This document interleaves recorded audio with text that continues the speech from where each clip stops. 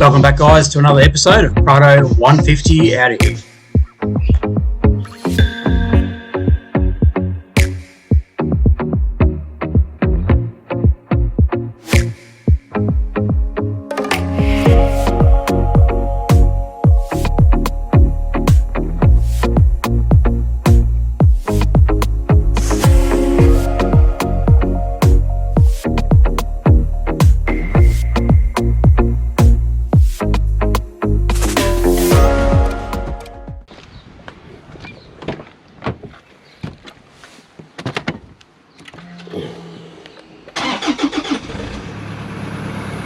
Hey guys, welcome once again. Prado 150 out of here. Good to have you on board. Thanks for watching this episode. So today, if you remember one of my last couple of videos of Cape York, we're having a few little challenges with the battery system and the DCDC charger. So I'm off to see my mate Dan. Dan the man. Dan's automotive and electrical. And he's going to sort me out. So we're looking at putting in a REDARC. We're going to go the full hog now. We're not going to muck around. We're going to do it all. Not that we didn't do it right, but we're going to do it. We're going to do the best type of setup. So hang around, and we'll show you how it's done. We'll go through some of the products that we're going to use, the costs, and where you can find Dan. So just going to get me coffee. So guys, I'm just heading into our favourite coffee place, Milk and Honey, just in Toowoomba. So we'll go and grab our coffee. What? Hey Josh, what do you have, mate? What's your hot drink speciality? I don't know. What are you having? Hot chocolate with marshies? Yep. Sounds good, eh? You can have a mocha. Mocha's got a bit of coffee in it. Get you through your day. You want a mocha? Okay. I'll have a mocha. You want a mocha? All right. Got to come in though. Got to come in with me. Yep.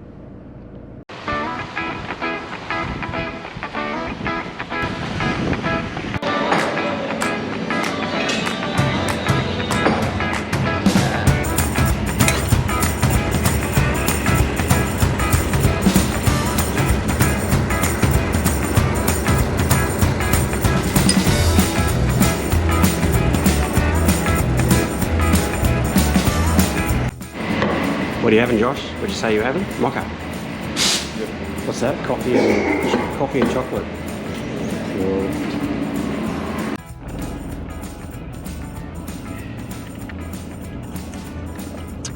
It's good coffee. Mine's a long black with cream. Awesome stuff. How's your hot chocolate there, Josh? Good. Ready for school, mate? Yep. We'll keep you going for a while. Good. What time you start school?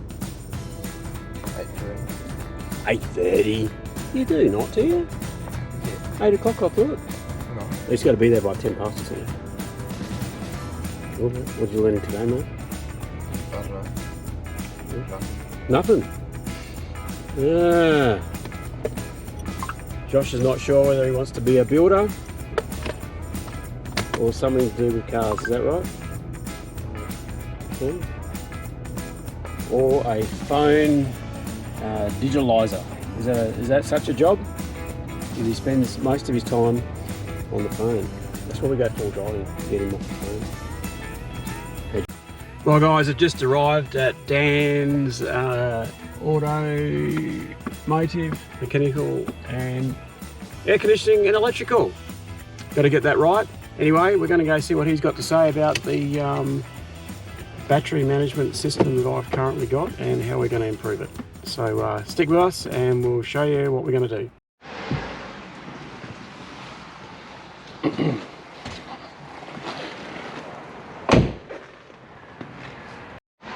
Dan, how are you, mate?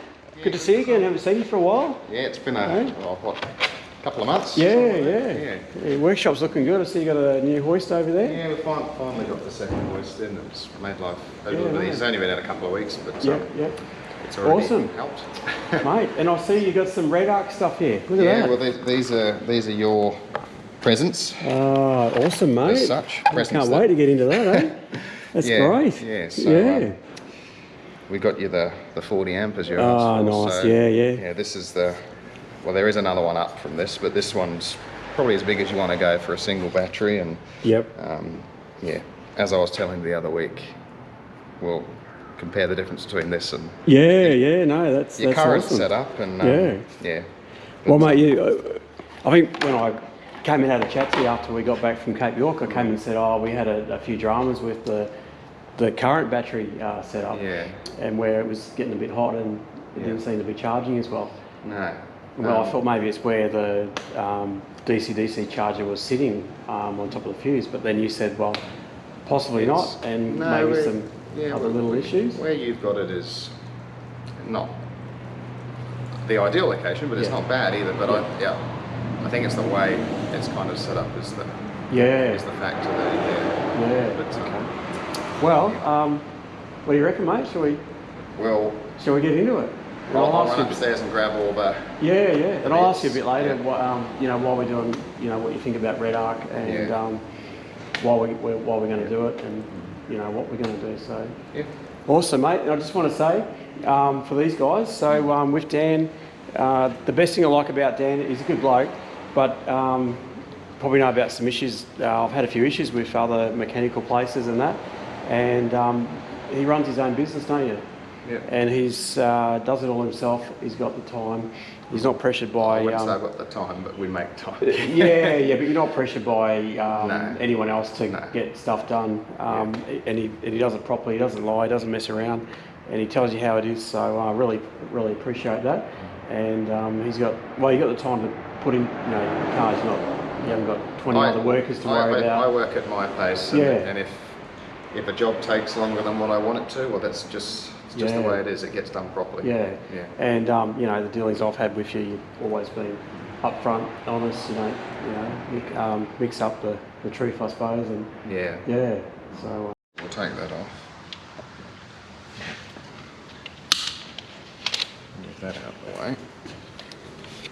And that goes into the ignition. Right. So I think, Dan, you said a couple of the wires, we're just working out, a couple of the wires were getting a bit warm. It looks like they got a little bit warm and so to melt the coating a little bit there, but we'll work out. We'll get to the bottom of that, in a sec, We'll work out what's going on with that. But I guess the main thing is to tidy up this stuff here, and then we're going to run all fresh stuff for the new charger. Cool, mate. Thanks. And okay. We'll actually have a look, see if anything's actually melted inside of there or anything like that. Which it looks fairly intact. But... So Dan's just taken this out. This is the REDARC DCDC charger.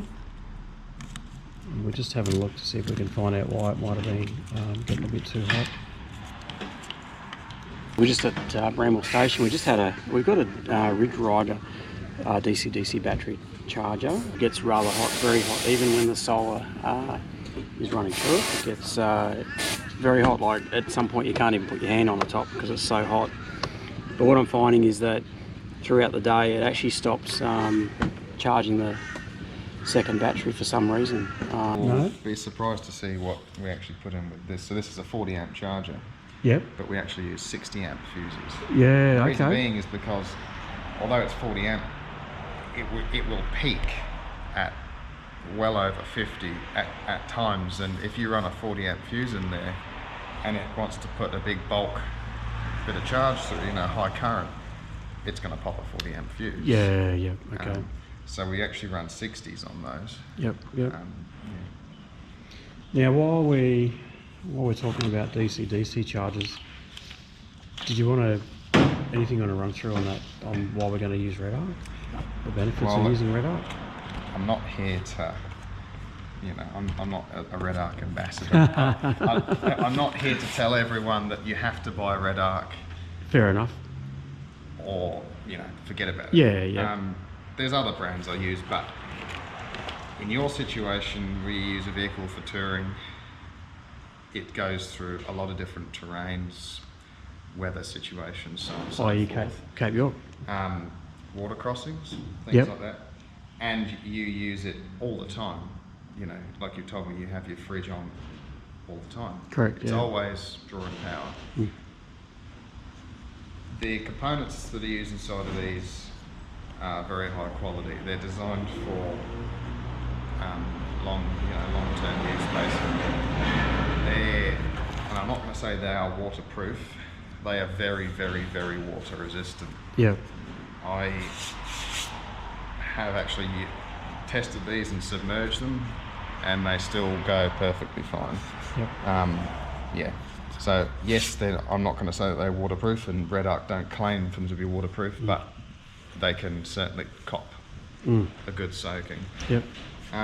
But it's just the efficiency of these. They're very efficient, and like I say, it's a 40 amp charger, but it can charge well over 50 amps at times. And it's just a very good quality unit. You know, it dissipates heat fairly well. They're never overloaded or anything like that. They're kind of, they made these things to kind of overperform, so to speak. You know. Yeah, and last. And last, yeah. And well, yes, they are a expensive. 3-stage battery charger there. Yeah. So you've got bulk, float, and I think they call one of them, they used to call it maintenance or absorption. Yeah. So just different ways of actually charging the battery depending on the battery status, how charged the battery is, what voltage the battery is at. It's not just going to keep pumping in bulk all the time. You know, it'll flick over and go to float if there's not much load on the battery, or if the battery's fairly full. But yeah, it's just the quality of them, really. That's what you pay for. Yeah. You know? Yeah. And the other thing too, they go well with this. The Prado's got the smart charger. The smart alternator, yeah. Well, sorry, yeah, smart alternator.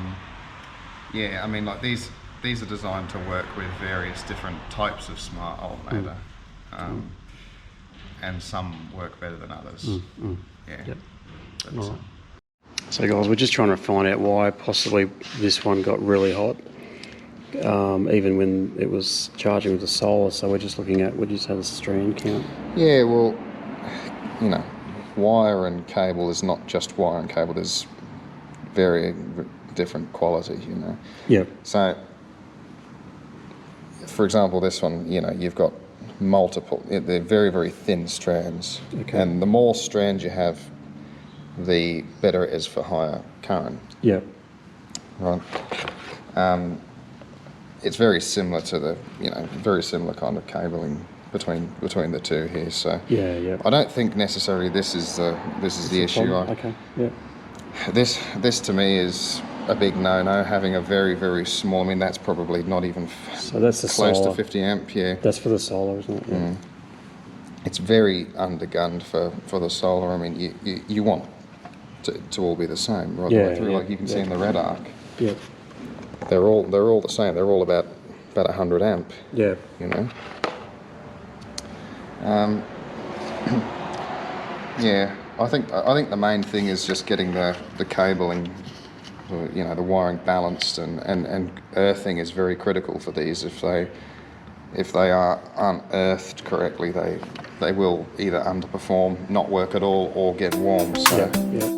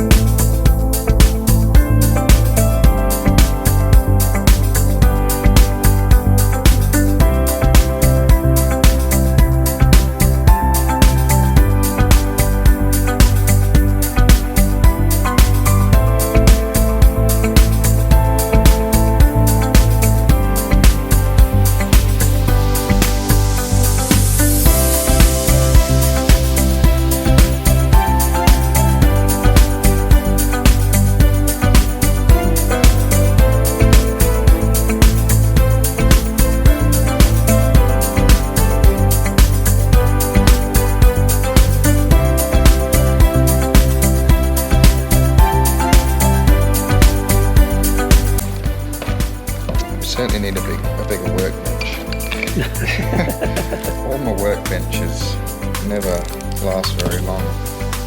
They're always taken up with so many different things.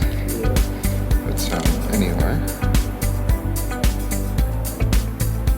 so the main thing with these with the wiring is keep it as short as possible. There's no point having unnecessary lengths of wire that aren't there for any particular cause. I mean, you can see this was this long and I've cut it down to fit into the fuse holder. There's no reason to have a big loop of wire on there. Well, you know. Dan, don't look at any of my wiring on the one, alright? Because I haven't followed that rule, as you've probably encountered. Bolt it up. And then that one will go through onto the cranking battery. So this here is the ignition trigger wire. So what we'll actually do is we'll run this in the same conduit that goes up to the cranking battery, keep it all nice and neat, and then we'll take it off from there. Yep. Right, so what we need to do now is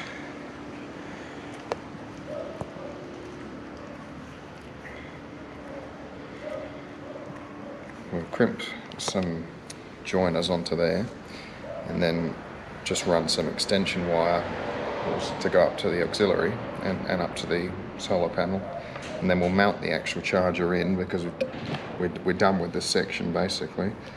And yeah, we'll start with the auxiliary battery first. We'll wire it into that, and then I always start with the auxiliary, and then the last thing is to actually connect it up to your cranking battery. And the trick is not too much wire. Not too much wire. You run as minimal as what you need. There's no point having. I've had some vehicles where they've had systems professionally fitted, and you see just that you can buy kits. You can buy wiring kits for these things, and they're all generic. They're not vehicle specific. And then sometimes they come with maybe a metre or two more, and a lot of people are quite reluctant to cut it and put another terminal on. They'll just ravel it up, stick it in the engine bay somewhere. All that acts as is a giant resistor. It's well, not as such, but you know what I mean. The more wire it has to travel through, the more resistance there is. Cut all of that out, and you make the wire to suit. That's why a lot of the stuff I do all custom. Everything is the correct length to suit the vehicle. So Dan, you mentioned you do it custom to your. Yeah, I don't use wiring kits. The only thing I'll buy is the actual unit itself and the brackets and so on and so forth. But, well, that's another good thing to know. That all the wiring I do, I just make it from scratch. So I'm making it to suit your application, not just a generic thing that I and as a toss in. Vehicle owner, that's exactly what you want, isn't it? Yeah. I mean, yes, it all takes time, but it's a lot neater, and it's done properly. It works. And it works for a long time. Yeah, but that's the idea. We don't want it to work for that's right. 5 years. We want it to work for 20. I want to come back for the next project, not to fix up the last project. Yeah, that's right. Well, Stan's a good bloke. I'm going to give him one of my coolers so he can remember me. What do you reckon?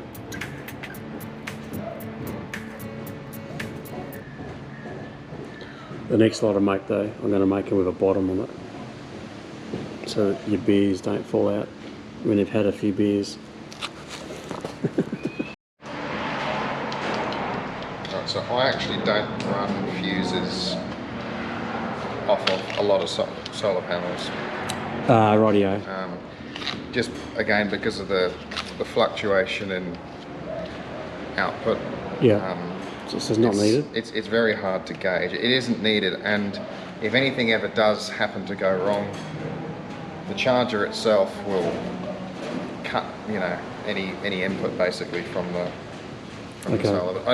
I've had a lot that have actually they've blown fuses and they've stopped working, unbeknown to the actual owner of the vehicle. But so this what you got here is 6mm dual core, so that's 50 amp. Right. So we've done all right. We did the right thing. For one panel, that's okay. Yep, yeah. Yep. If you were running multiple, you'd have to go double down. Yeah. No, we'll only ever run. That's a 160 watt panel. Yeah.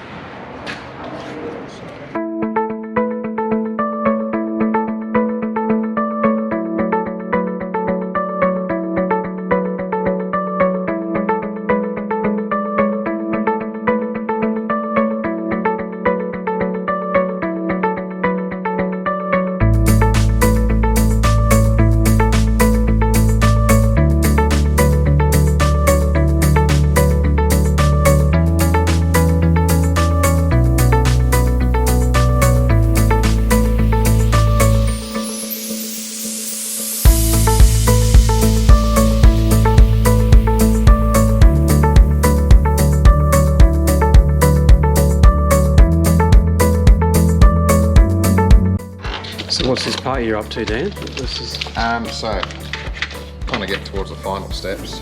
Yep. We're just going to fuse basically the input to the auxiliary battery. Yep. Same style, MIDI 60 amp. Yep. And then what we'll do is we'll connect the charger up and we'll actually test it working via the alternator. Yep. And then we'll hook up your solar panel. Yep. Make sure that's working. Yep. Yeah, and once we've actually established that we're getting a good charge rate between from the DCDC to the aux battery, we'll hook all the accessories back up and then do a load test on it. Yep. Cool. Mainly this is just getting the wiring in there nice and neatly and tucked away, and all the fiddly bits we say. Yeah. Basically, we don't want it to rub on anything. Yeah. Kind of pre-think these things. Diesel engines do vibrate, even when you're not driving. Things move around. Yeah. But especially on corrugated roads that you've just been on. Yeah. There's stuff constantly moving around. It's going to work its way through. So it's got to be fixed and neat. And secure. Yeah. Yep. Last thing you want is a fire, isn't it? There's not. There's many things you can do to fix problems, but if a fire, electrical fire happens, it's usually catastrophic. Yeah, it can be all over them. Yeah.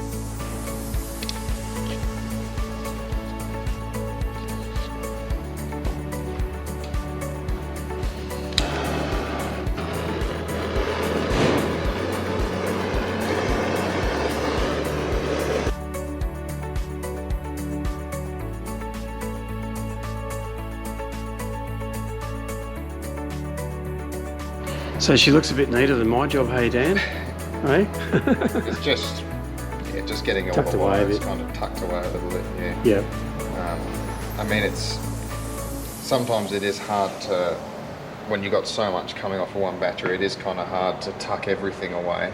I mean, yes, we can, and what I have done in some cases is actually run two auxiliary poles and actually have a separate fuse box. Yeah. But it all comes down to time, cost, and things like that.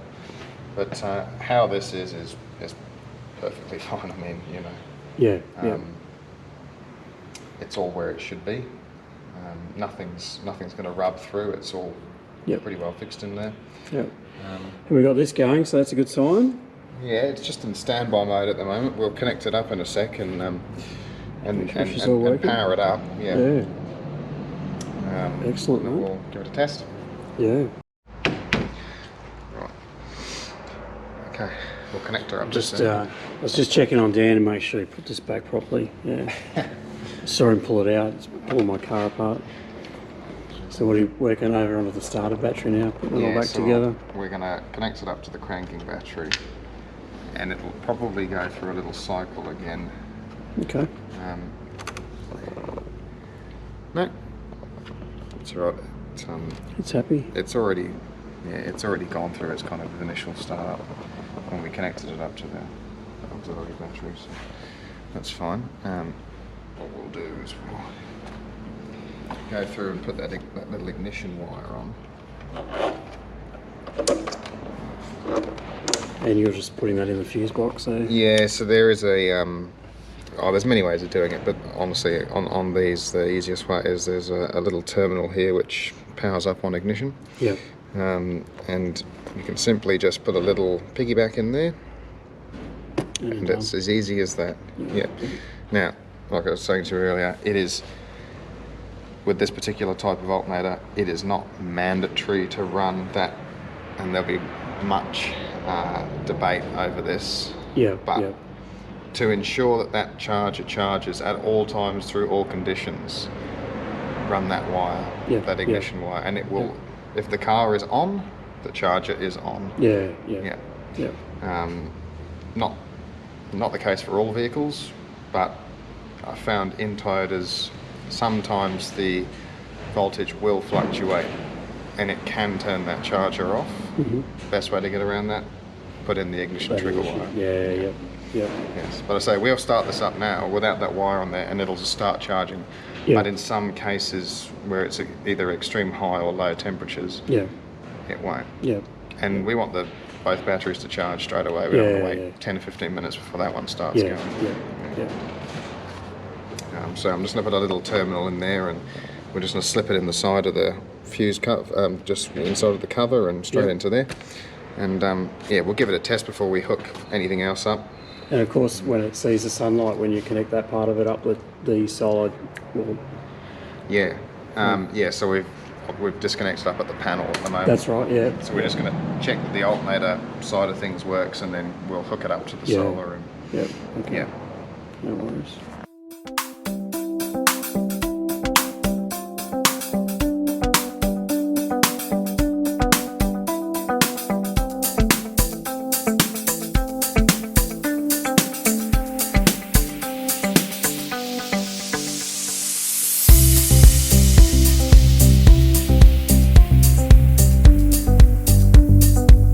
Cranked it over. What do you got to say, Dan? So come straight on. As you can see, we've got charging profile A, which is the correct max voltage for that particular type of battery. We're charging from the vehicle, the alternator, and stage. Now, the old chargers actually used to have a separate light for the actual charging status. So when it's solid like that, that is bulk charge. Okay. Which is what I'd expect. Usually they all start with bulk, and then they'll go to absorption shortly after if the battery's got a fair bit of charge on it. So you can see it's flashing now. So would it be fair to say that that battery's fully charged now? Is that why that's... or it's almost? I wouldn't say it's fully charged. I wouldn't say it's anywhere near fully charged. Okay. Yep.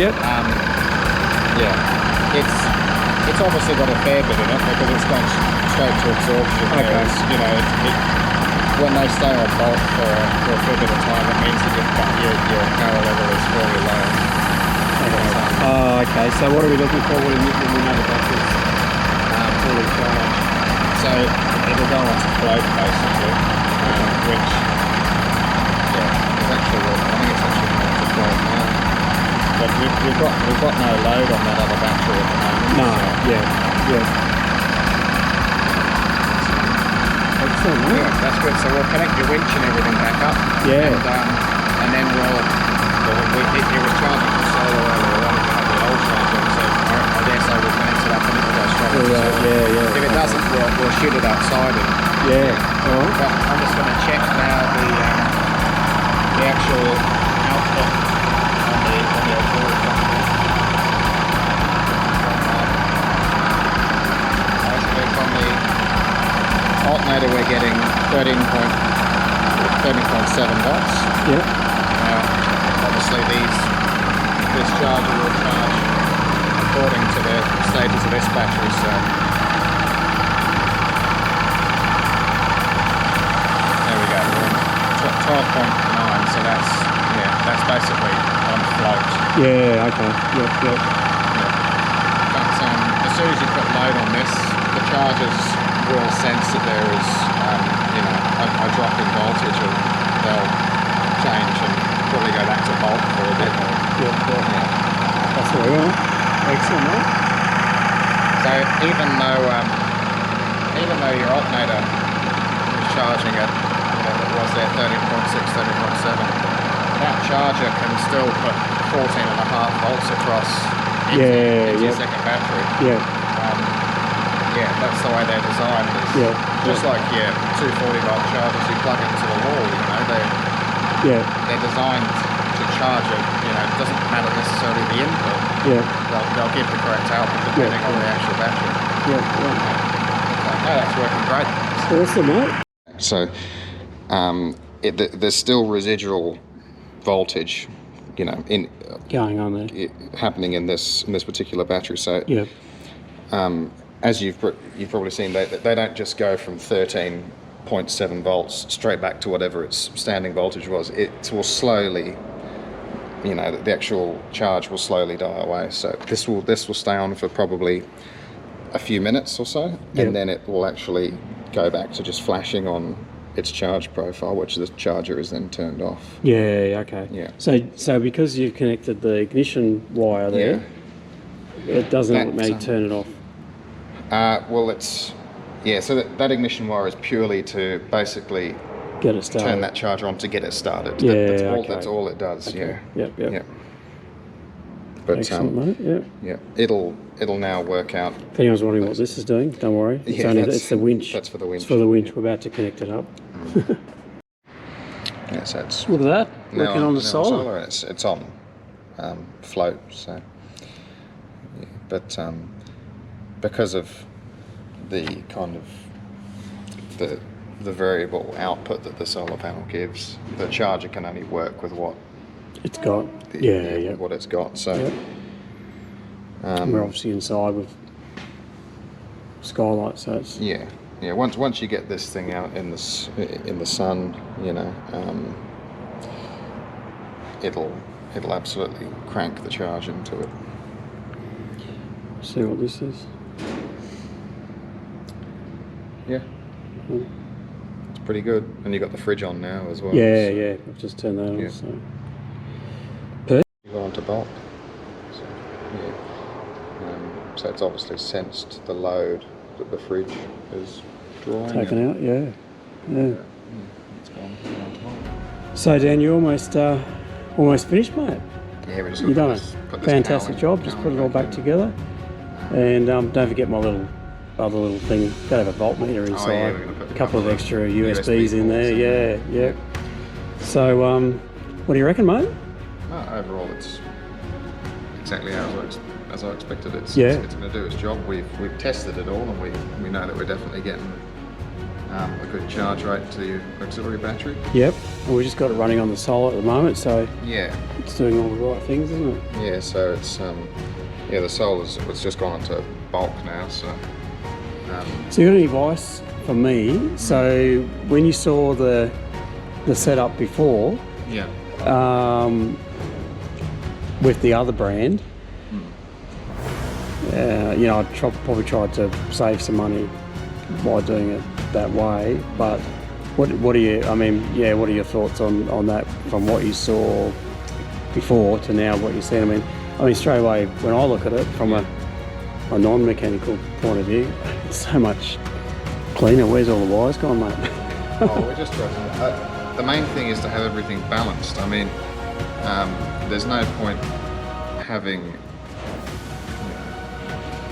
there's no point having wire that changes grades 3 or 4 times before it gets to where it needs to go. You've got to run the same right the way through. Good quality connectors, good quality fuses, and like I was saying before, run the length of wire that is necessary, no more, no less. On that note, I've seen you chopping a few wires there, shortening them up a bit. Cut them and shorten them. That were already too long. Don't tell Dan, but blame me on that. It was my fault. But having these chargers mounted in a nice area where they can get good airflow. It's not absolutely, compulsory that they have to be fitted here. This is a nice spot. You get plenty of airflow. There's plenty of spots we can put them in the engine bay, but keep them as far to the sides of the vehicle as possible. This system now is not stressed. It's not overloaded. It's not working overtime to keep up. With what you're using off of this auxiliary battery, this charger is going to be putting in ample to replace. So Yeah, but as you've seen with all how we wired it in, I used high grade wire, cabling right the way through.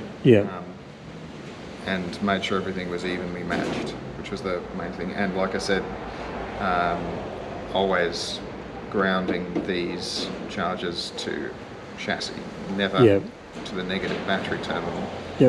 Yes, they work. In some cases, they actually don't work, but you actually got to use the body or the chassis as your grounding point. It acts as a bit of a current buffer, and that's the way REDARC has specified them to be operated as like that. Another thing to note as well, I mean, we were actually going to upgrade your battery as well, but it turns out that there's a massive lack in stock on those. So, I mean, let us know how that one goes. But, yeah. Now, we all ask about lithium, and I think I even mentioned it when we first started talking about this, Dan. What are your thoughts? Lithiums in the right application work brilliantly.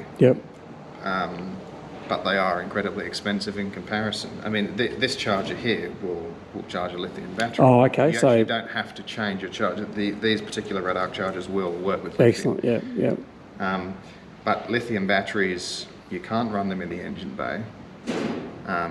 You shouldn't really run them externally anywhere at all. They have to be within the cabin or within something, a canopy or so on and so forth.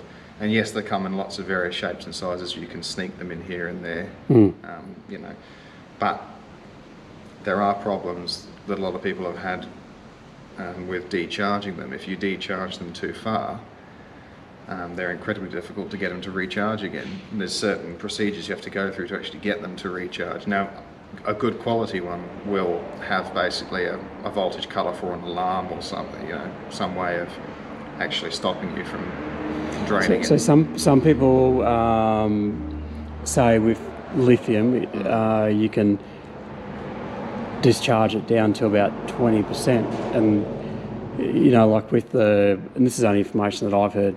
So with a AGM battery, for instance, a deep cycle, you're only supposed to discharge them 50%, whereas you can almost get 100% out of a lithium battery. That's the beauty with lithium as well, is they will perform and give you the same output right the way from 100% down to 20%, whereas these, you will slowly notice a decline from about 70% to your 50% mark. And when you say that, you mean the voltage drops? Yeah. And I think I remember you, when we first started talking about it, you said if the batteries aren't charged correctly. So what do you mean by that? Is they have to be charged in one hit, or? Not at all. It's basically more than half the setups that I see come through, the batteries are never even reaching anywhere near 100% of their capacity, and they are constantly having current draw from with accessories.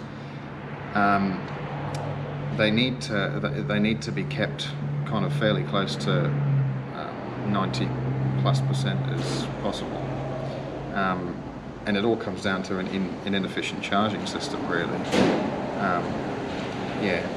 It's a case of balancing. I mean, we've got quite a large charger here. It'll crank plenty of amps into that thing. So with lithium though, is there, if you've got a lithium battery, but during the week you're just driving from A to B, down to your shopping, 10-minute driving, and you're away on the weekends and the odd trip during the year, is there an issue with that? No, not at all. No, okay. No. I've done quite a few lithium setups for people now. That's just the way they want it to go. I've got one in my vehicle as well. Yeah, okay. Just don't, or better not putting one on the bonnet. The problem with them, you've got to buy a good quality battery, and a lot of them come with the charger and everything inbuilt. You can't go wrong. You connect them up, away you go. But some of the cheaper ones that are on the market, they're not worth it. Yeah, okay. They really aren't. But it's just the initial setup costs, really. I mean, it's expensive. They do work very well. Yeah, okay. Yeah. And the only other thing I was going to ask you, because we're dealing with Prados, to charge up your second battery. Yeah. Just a brief. These cars have smart chargers. Is that right? The smart alternator. Well, yeah. There's. It's a very confusing matter for a lot of people with smart alternators. A smart alternator doesn't necessarily mean that it is a low voltage alternator. So your one, in example, in the Prado is temperature compensating. So it will charge dependent on temperature in engine bay, and it's all run through the ECU. So it is a smart alternator. It is not just a standard charges at one rate. Yep. It will vary slightly, but this one is purely based off of temperature. There are some that are based off of engine load, and others that are purely a low voltage alternator, like some of the Mazdas and Fords. They will very rarely go over 13 volts. Yeah. There's ways to get around that. But this one in particular, as you saw, we started it up and it was at 13.7. Yeah. Cool. But there's about 5 or 6 different styles, types of smart alternator. They're not. It doesn't necessarily mean if you have a smart alternator, there's one way you have to or one setup you have to go with. You have to match the particular type of alternator you got. Yeah. So, mate, now we've just about finished, pretty much, haven't we? So, is there any summary or advice or a few key points in relation to basically your battery management? Most of us with our four-wheel drives, we like to run a fridge in the back, some type of camper or caravan, and there's batteries in there they want to charge up as well. Is there any quick bit of information or advice you recommend? Giving you a call, hey? Ringing you? Basically, work out realistically what you actually want to use your system for. There is no point being undergunned because you'll have to do it again. Yep. Hey, are you trying to say something here? Well, your system wasn't actually undergunned as such. It's just it didn't work for what you. Yeah, exactly. Yeah. Work out realistically what you actually want to run off of the thing. Yep. Obviously, work out a budget in mind as well. You don't have to buy these top of the line things. There are other options. And I guess don't go undergun and go, oh, I might get away with it, because you'll add something else and you'll end up spending more money. You'll end up going, oh, well, that didn't work, I should try it. But with a lot of the setups I go with, I work out what people want. I work out what kind of battery they're after or what's going to suit their application, work out the charger from there, and then basically work out what we can do to suit the budget, which is equipment-wise. I mean, there's so many different batteries on the market. Yeah. They all do a similar thing, but it's the quality of them, and they range massively in price. Same with the chargers. Yeah. So, if anyone's got any questions or advice, you're happy to take a phone call to start with? I've had heaps of people call up and ask things, and people are surprised and they go, oh, you'll tell me, and I go, well, I've got nothing to hide. I'm exactly. Happy to tell people there's no secret in all of this, really. And that's what I've come to you, because you've got nothing to hide.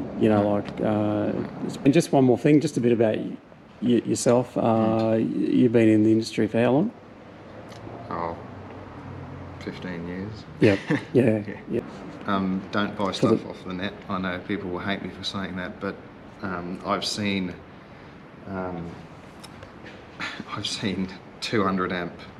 supposedly 200 amp cable bought off the net, and the actual sheathing is nearly 3 mil thick, and you've got this tiny little core of copper strands in the middle. And it's not 200 amp at all. It's probably barely even 100. Yeah. And it's a knockoff. And that's pretty much it, isn't it? Yeah, I think so. So once again, mate, I really appreciate you doing this for us. That's all right. I should have trouble-free I think you'll camping find and that, motoring. well, what you were having was trouble with that, keeping that battery charged. I don't think you'll have trouble anymore. Yeah, yeah. I think you'll find that battery will come up very close to 95%. Yeah, yeah, all the time. Yeah, yeah, yeah, yeah. Awesome, mate. Thank you very much. No. So, guys, job done, eh? We've put in the REDARC, and she's working beautifully. So, yeah, I'll be looking forward to many more trips with carefree battery management.